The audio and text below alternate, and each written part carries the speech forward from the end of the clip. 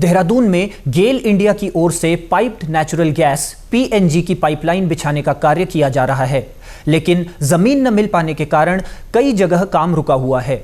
2 साल से अधिक का समय बीतने के बाद भी डिस्ट्रिक्ट रेगुलेटिंग स्टेशन डीआरएस के निर्माण के लिए अब तक जमीन उपलब्ध नहीं हो सकी है। कंपनी ने 2 साल पहले ही जमीन का भुगतान नगर निगम में जमा कर दिया था। गेल इंडिया का दावा है कि उसने जमीन के लिए नगर निगम में 26 करोड़ रुपए जमा किए हैं। इसके बावजूद निगम की ओर से सिर्फ आश्वासन मिल रहे हैं। ऐसे में लंबे समय से डीआरएस का निर्माण ठंडे बस्ते में पड़ा है। कंपनी के अधिकारी इस संबंध में कई बार पत्राचार कर चुके हैं। पिछले 5 सालों में देहरादून के महज 350 घरों तक ही गैस पाइपलाइन के जरिए गैस पहुंच सकी है।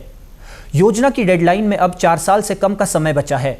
ऐसे में बड़ा सवाल यह है कि कंपनी अपने दावे के अनुसार 3 लाख घरों तक कैसे पीएनजी पहुंचा पाएगी। उपनगर आयुक्त का कहना है कि गेल इंडिया ने नेहरू कॉलोनी और मोथरोवाला में भूमि आवंटन के लिए प्रार्थना पत्र दिया था। जानकारी में आया है कि यह 2 साल पहले का प्रकरण है। बोर्ड में पार्षदों के विरोध के कारण जमीन के आवंटन को निरस्त कर दिया गया था।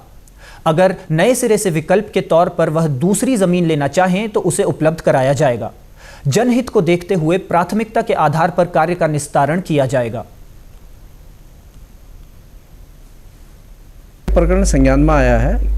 गेल के द्वारा 2 स्थानों पर भूमि आवंटन के लिए प्रार्थना पत्र दिया गया था, एक मथुरोवाला में और एक नेहरू कॉलोनी में।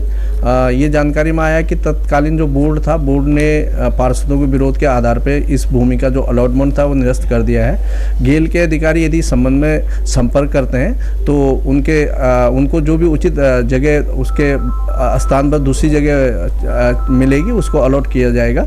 और इस बीच में गेल के अधिकारियों के द्वारा भी इस संबंध में कोई संपर्क नहीं किया गया है। और जैसे संपर्क करेंगे तो जो भी उचित भूमि होगी उनको जो नगर निगम में उपलब्ध होगी अलॉट करने की कार्रवाई की जाएगी।